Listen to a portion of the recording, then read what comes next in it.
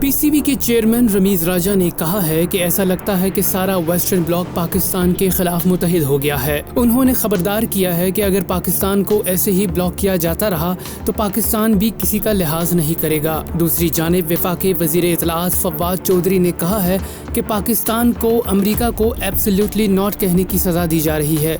रमीज राजा ने मजीद कहा कि पहले न्यूजीलैंड की क्रिकेट टीम ने पाकिस्तान के खिलाफ सीरीज खेलने से इनकार किया और फिर इसके बाद इंग्लैंड की टीम ने दौरा पाकिस्तान ना करने का फैसला किया। चेयरमैन पीसीबी ने खदशा जाहिर किया है कि हो सकता है कि इनके नक्शे कदम पर चलते हुए ऑस्ट्रेलिया भी पाकिस्तान आने से मना कर दे। इनका कहना था कि एक मगरबी ज़हनियत हमारे खिलाफ खड़ी है जो ज़मीनी हक़ाइक़ से बिल्कुल लाइल्म है, और उन्होंने मजमूई और अनजान खतरे की सोच पर यह कदम उठा लिया जो पाकिस्तान को तनहा करने की मज़मूम कोशिश कर रहा है। उन्होंने वाज़ेह किया कि पाकिस्तान अब खेलने के लिए किसी के आगे हाथ नहीं फैलाएगा।